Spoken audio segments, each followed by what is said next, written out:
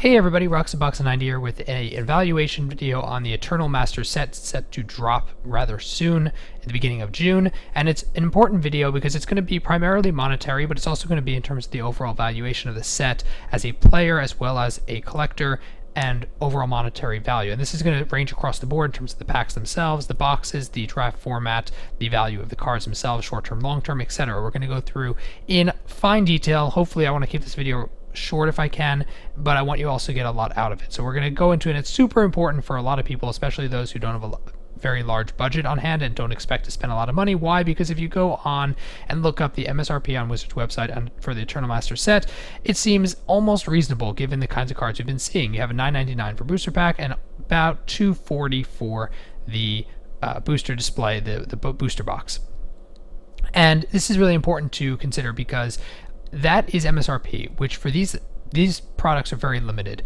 Eternal Masters particularly is very much in line with other sets we've seen historically, including the Modern Masters and the Modern Masters 2015. Both of these sets had the same so-called issues, which is that they were a very premium set designed for a draft environment with very, very rare expensive cards and reprints and such, but they also were very expensive, also setting MSRPs really, really high and inevitably being inflated because there were a limited number of supply and market and limited number that you could lay hands on. And this is even more the case with a set like Eternal Masters, where you have cards like Jace the Mind Sculptor, Vampire Tutor, Sneak Attack, Force of Will, Wasteland, etc., Caracas, Mana Crypt, you name it. We got some major hitters in the set, which we'll get to very shortly. But the important thing to note is that, of course, this set is much higher value than Modern Masters ever was, which only had really, if you think about it, only had one major card. That is Tarmogoyf. That was the big money card. This set has 3 to 4, and we'll get into why that matters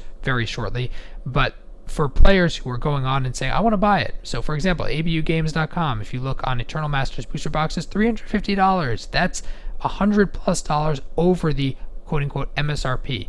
And they're not alone. They're a fantastic sponsor, a wonderful website, but they're not alone. Across the market, you have StarCityGames.com, $350, Channel Fireball, $340, Card Kingdom. These are all major retailers, $350. They're all in the same range, and there's a reason why all these stores are inflating the prices, because the number of boxes and the overall access that even these large stores have is very, very small. They only receive a certain number of boxes in order to distribute and sell, which means that, of course, they're going to have to, based on the interest from the consumer and the market overall, is going to have to raise the price. It's not something diabolical. They're not trying to mess us out of our money. They want us to be able to access the box because then they make money buying it. But of course, they can't undervalue the set because it's just unreasonable for the market strategy. Is it the best thing ever? No, but for players who are really concerned, $350, is this really worth it? It's a very big question, and that's why it's important for us to take a look a little deeper. So in terms of Eternal Masters, there's been quite a few great articles posted out there. So the first thing I would do if I was thinking about buying this is I would just go through the set. What is in the set? And you can use the Mythic Spoiler website. They have everything listed out rather nicely. They also have on the Magic website, you have the full card image gallery. I would go through the entire set and see what's in here. And things that pop out right away are the money cards. What are the money cards in the set? You have things like Jace the Mind Sculptor. In terms of big money, let's talk about ones that are $40, $50 plus kind of thing. Jace the Mind Sculptor, Force of Will, both really big cards. You have Entomb is pretty decent value. Actually, it's not $50, but still decent value. Sneak Attack is pretty good. You have things like Dak Faden, great card. You have Vindicate. You have, these are just picking up Mana Crypt, Chrome Mox. These are all cards that are pretty solid value. Even Sensitive Divining Top was $30, $35 before the set. So you have all these expensive cards. The main 4 ones being Caracas, Jace the Mind Sculptor, Mana Crypt, and Force of Will. And I guess technically Wasteland, even though that's probably going to value down to about 40 because it's a rare. But still, you have 4 to 5 value cards of the set. Realize that 4 of them are mythic. This is very, very important to take into consideration as we go through. So there's a number of different articles. I found 3 that were very, very helpful, and I recommend reading them because these are top tier players, pros, people involved in the game, and I'm just a guy on YouTube. I have a lot of great thoughts. I think I have a great speculative thoughts, and I have pretty detailed analysis. But these guys, they really go into it, and I recommend reading through fully their arguments. I'm going to try to pseudo-summarize, but also give you my additional thoughts on top of what they're saying. And it's important because, so for example, this article was posted back in February before the set was even confirmed fully. And it's important to note because he immediately asked the right questions. Eternal Master 2016, how does this relate to Modern Masters, which is a relatable block? So you have Tarmogoyf, Vendilion Clique as two examples of cards that were money cards. For these cards to be in the set, of course, that means that he goes through the history of it. It was a very powerful push for Modern Masters because they had a big tour.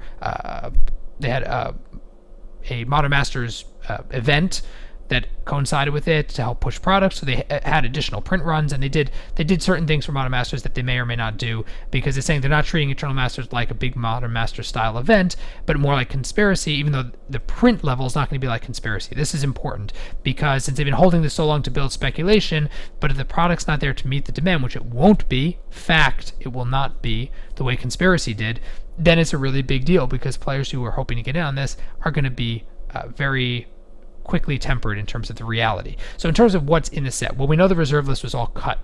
All the major reserve list cards, in this case they have Serra Sanctum as an example, but it's a bad example. Reserve list cards is the most important thing to pull out of this larger discussion, and we'll get to that in a minute. But in this, none of the reserve list cards are going to be in the set, obviously. You've looked through it, you've seen there's nothing there. So in terms of the set itself, what's going to be here, he picked out some pretty interesting things. He wishes for staples, and look at the two cards he put side by side. These were the first two cards that were spoiled from the set. It's almost as if Wizards was looking at this Star City Game article when they said, what are two cards we should spoil that people would freak out about?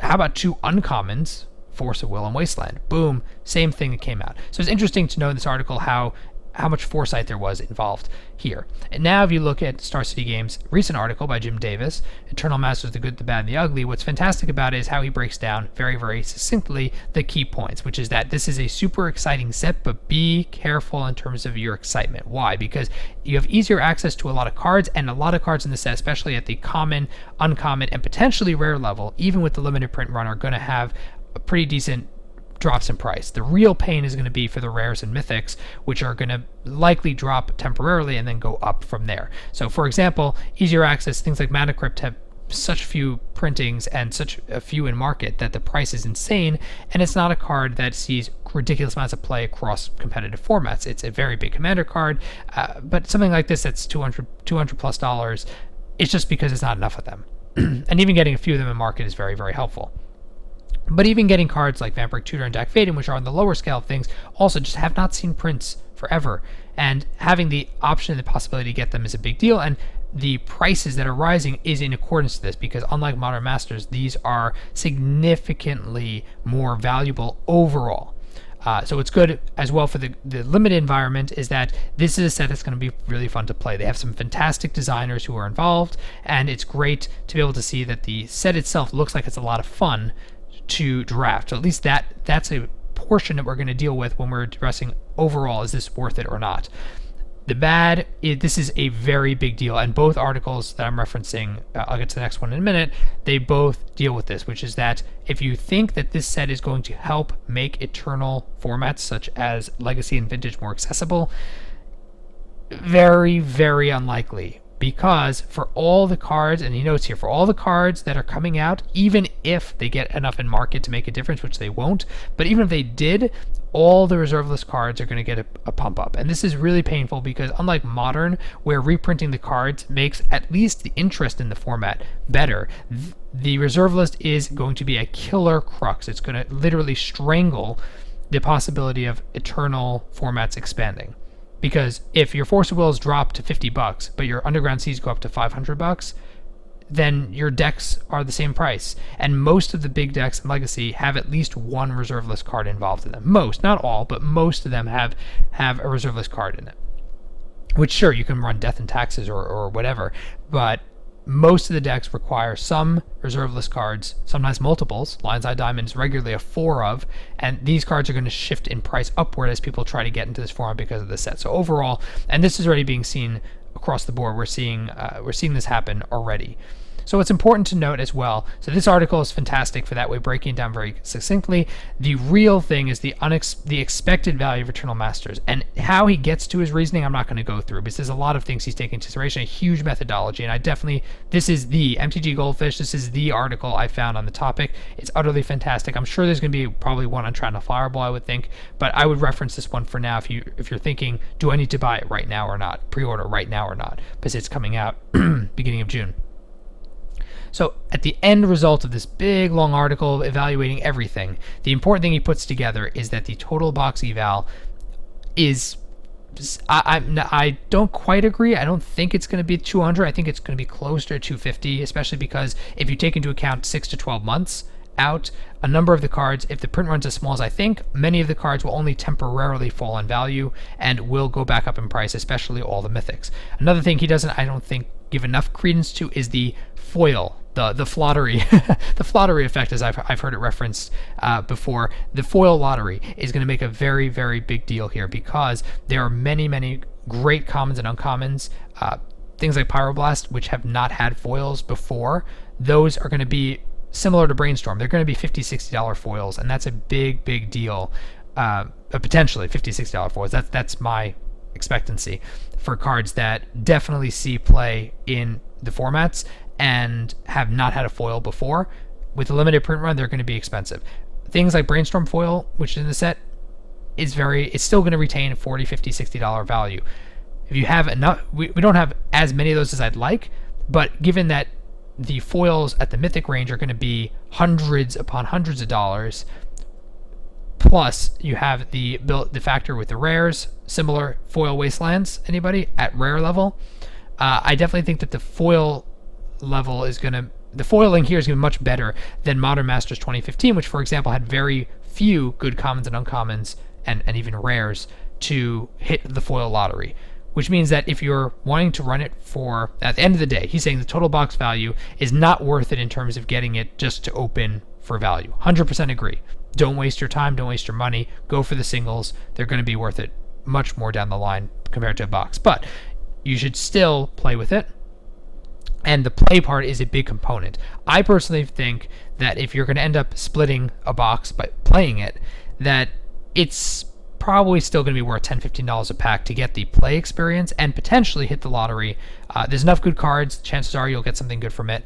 But at the end of the day, I think if you're paying to play, it's worth it. If you're buying $350 boxes for the net result in terms of what it gets you, I'm probably going to go for one just for the experience. But for most people who are thinking about budget, thinking about, is this even feasible?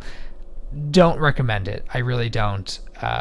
And that's something that you'll have to reconcile between those two warring factions, between, do I play it for the limited format, do I not? I personally think it's worth it, even if it's just for a draft. Forget a box. If you could split a box between friends, and assuming you can get lay hands on one for a reasonable price, or at a local store you want to support a draft and they have a draft thing, you should probably go try it out. A draft will end up being probably between $30 and $50, but it's chances of you winning a pack or two from it could potentially offset the cost, as well as just playing out and having fun. Whew, that's the overall high-level look at Eternal Masters, which I think is a fantastically designed set. I'm sure it'll be a blast to play. It does have enough of a downside to it that I think the hype and the box prices is probably pushing it too much. But overall, this is something that I think is worth giving a shot. Try running a draft, see if you can split a box between friends to make the price a little bit more feasible. And of course, happy to talk more about it if you have specific questions. So if you do, please tap the like button if you enjoyed the video, and go down to the comment section and give me your thoughts so we can have a larger discussion and expand on this.